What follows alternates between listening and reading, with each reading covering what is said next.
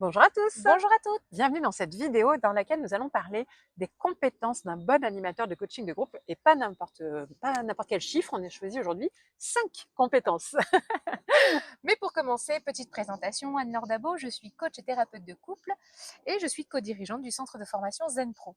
Donc Cécile Neville, psychologue, coach et auteur, et aujourd'hui on va parler de coaching collectif et notamment presque d'une posture spécifique, c'est les compétences d'un animateur de coaching collectif. C'est un coach, mais on est aussi animateur d'une séance. Et c'est là que ça devient un peu une posture spécifique par rapport à un coaching individuel, c'est qu'il y a une gestion vraiment spécifique au coaching collectif de groupe, quelle que soit la taille d'ailleurs. Donc 5 compétences qu'on a relevées pour vous. Prenez vos stylos, c'est parti. La première, c'est de savoir justement recadrer. Parfois, le groupe peut s'évaporer très facilement. Mmh. Il suffit qu'il y ait quelqu'un qui partage beaucoup ses expériences et puis ça amène une autre. Qui sort Et à du un moment sujet donné, il faut totalement. recentrer pour Mmh, tenir le cadre quand même parce que vous avez un atelier de mmh, coaching à mener avec un objectif global. Donc, c'est toujours ça. revenir sur l'objectif de base que vous étiez fixé, Centré sur le sujet, c'est tout en voilà, laissant recentrage. subtilement Bien malgré sûr, tout la place aux choses qui arrivent, il y a évidemment. toujours un peu de liberté, mais quand même, les gens viennent pour un atelier. S'il y en a qui vient et qu'on ne parle pas du sujet qui était prévu, vous risquez en plus de l'avoir en De feedback. frustrer. Oui, alors c'est Mm. sympa, mais on n'a pas du tout parlé de ce qui était prévu. C'est voilà, rester quand même centré sur le sujet, l'objectif de l'atelier au départ. Mhm. Voilà. Deuxième chose, c'est savoir, pour recadrer aussi, c'est savoir gérer le temps. Donc la gestion du temps dans un atelier, gestion du temps global, gestion des temps de parole, voilà, respecter les horaires, bien commencer à l'heure, bien Terminer terminer à à l'heure. l'heure. C'est des choses qui sont vraiment aussi hyper appréciées et qui rendent l'atelier encore plus incroyable à la fin, quoi. Tout a été juste. Nous, on adore terminer à la minute près. Même en ligne, les ateliers, moi Ouais. j'adore quand on est à la minute près. On commence à la minute près, on termine à la minute près. Et en présentiel aussi, les personnes apprécient beaucoup. Donc voilà, D'ailleurs, ne pensez pas que si vous terminez après l'heure, les gens vont être super contents en se disant ah ben il y en a eu plus que ce qu'il n'en fallait. pas forcément. Parce que justement, parfois les gens prévoient aussi des choses juste après. Et Ils sont si vous les juste, empêchez d'aller ils sont récupérer leurs frustrés. enfants Mm, à l'heure chez la nourrice, bah, mm. vous risquez de créer des frustrations également. Voilà, donc gestion du temps, c'est une deuxième compétence importante. Donc le recadrage, la gestion du temps. Ensuite, on a, La gestion des besoins individuels. Et d'ailleurs, pour y arriver et maintenir ça tout le long de la séance ou tout le long de la journée ou de l'atelier, vous pouvez demander dès le début de l'atelier quels seraient vos besoins oui, au travers, qu'est-ce qui vous a amené à choisir cet mm, atelier, les vous aimeriez attentes, partir voilà. avec quoi à la fin de la journée. Comme ça, vous avez en tête, vous, leurs besoins individuels, même Mm. s'ils peuvent évoluer au cours de la journée, néanmoins, vous avez quand même dès le départ des besoins identifiés. Et d'ailleurs, on commence souvent aussi les ateliers par des tours de météo qu'on appelle un peu. Mmh. C'est poser un peu l'émotion avec laquelle on vient parce que, évidemment, ça va influencer notre conscience du besoin de l'autre. Si une personne arrive en disant, voilà, je suis très fatiguée parce que ma maman est décédée la semaine dernière, je reviens d'un enterrement. Donc la personne, elle a aussi besoin T'as été de, dans le quand, rude là voilà. quand même. Ouais, mais je l'ai vécu la semaine dernière. C'est pour ça. Que j'ai un exemple tout frais. Donc, c'est vraiment sa maman. Donc, je suis désolée. Et donc, du coup, c'est oui, à ce moment-là, le besoin, on l'a en tête. Et même les autres stagiaires, enfin, ou participants, vont avoir en tête les besoins individuels des autres. Ils vont pas forcer ou sentir que la personne elle n'est pas présente ou pas impliquée. On va mieux respecter peut-être même l'expression du visage, voilà. Et même à la fin, quand on voit une transformation, c'est encore plus beau.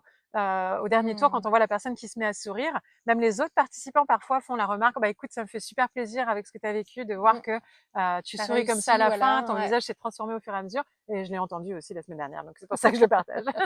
Donc c'est voilà, donc important de connaître les besoins des gens déjà au départ et d'observer les besoins au milieu de l'atelier. S'il y en a qui commencent à être à regarder partout, à regarder le Ouais. téléphone, voilà, même si tout le monde a l'air bien, mais il y en a un qui est comme ça, faut quand même pas ignorer les gens pour le groupe. Alors ça veut pas dire qu'il faut sacrifier le groupe pour une personne, mais c'est de trouver le juste équilibre pour faire en sorte de bien prendre en compte le besoin individuel.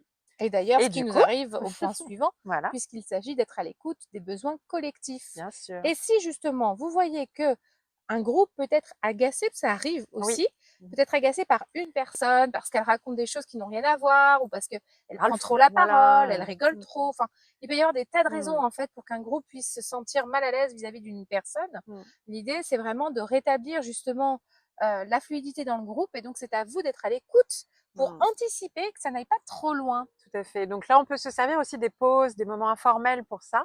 Moi, je sais que par exemple, on a eu plusieurs fois des groupes où il y avait des personnes un peu jugeantes ou qui Mmh. critiquaient même ouvertement lors d'un atelier ou dans les feedbacks, se permettaient vraiment de faire des Même retours. si on est dans un atelier Voilà, on positif. sait jamais ce qui peut arriver.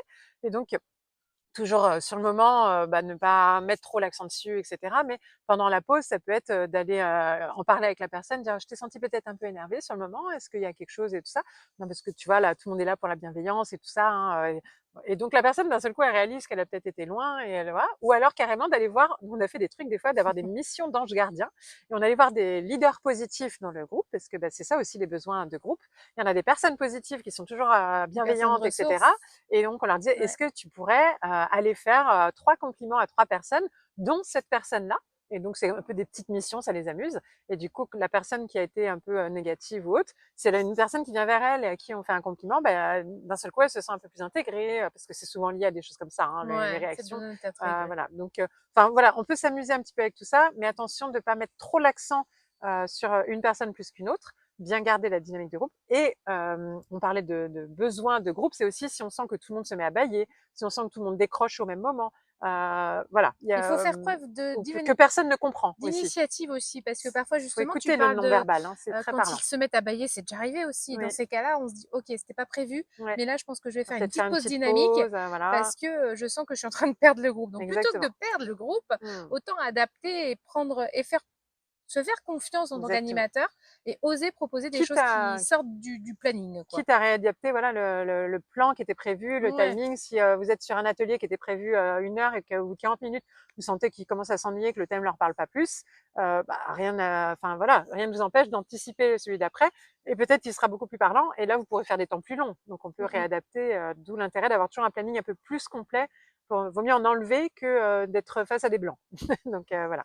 Donc gestion du temps, Des gestion besoins des besoins individuels, individuels, des collectifs. besoins collectifs Et le et dernier, c'est la gestion logistique. oui, Ça reste bien quelque sûr. chose d'essentiel. Penser à tout prévoir. Mmh, Ce dont tu parlais de matériel, c'est parfois, ça. on a besoin de mouchoirs, on a besoin de verre d'eau, on a Mmh. besoin aussi, Des peut-être, feutres pourquoi pour le pas, paperboard. ouais, Moi, feu de ça m'est arrivé de ne pas paperboard, en feuilles avoir. blanches, Les feuilles crayons. blanches, ouais, j'en avais pas la dernière fois. J'ai animé un atelier, je suis venue sans feuilles blanches, je pensais qu'il y en aurait.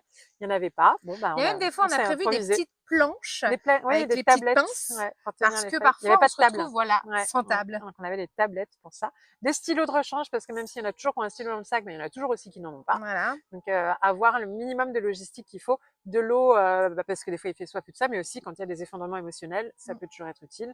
Donc voilà. En tout cas, gestion logistique, gestion du temps, gestion des besoins individuels et collectifs et gestion du recadrage du thème de l'atelier. Mm, mm. 5 compétences, on les tient. Donc voilà pour quelques clés pour être un bon animateur d'ateliers collectifs, de coaching collectif. Vous aurez plein d'autres ressources, déjà dans nos vidéos sur la chaîne YouTube à laquelle vous pouvez vous abonner. Et sinon, au sein de nos formations du centre de formation Zenpro, on en a quand même au moins 4 sur les Sur groupes. cette thématique de Ouais, groupe, sur la ouais. gestion de groupe, selon les thèmes, si c'est Sans autour compter du, la formation de voilà, formateur ou qui la est formation de encore plus grande. formateur, voilà. Donc, on vous laisse aller découvrir notre catalogue de formation Zenpro et peut-être vous retrouver bientôt au sein du réseau Zenpro, des coachs épanouis et inspirants, dans un ordre ou dans l'autre, peu importe. Et à très bientôt chez Zenpro. À très bientôt. Et Zenpro, c'est bien plus que ça. C'est aussi un centre de formation sur lequel vous allez pouvoir retrouver une formation pour devenir coach et encore d'autres des tas de formations pour découvrir des outils d'accompagnement. Des formations pour vous spécialiser en tant que coach pour enfants, pour ados ou pour parents. Et puis aussi des outils comme la PNL, l'analyse transactionnelle ou la psychologie positive qui est notre spécialité. Mais déjà, nous sommes heureuses de pouvoir vous offrir un échantillon. Une formation spécialement conçue pour vous, 3 outils d'intelligence émotionnelle à utiliser dans le cadre de vos accompagnements individuels ou de groupe que vous allez avoir offerts et à tester rien que pour vous. Vous allez pouvoir voir si du coup nos formations vous conviennent, si le format est adapté. Vous pouvez aussi venir renforcer votre réseau de professionnels au sein du groupe Facebook du réseau des coachs inspirants et épanouis. On vous dit à très bientôt. À bientôt!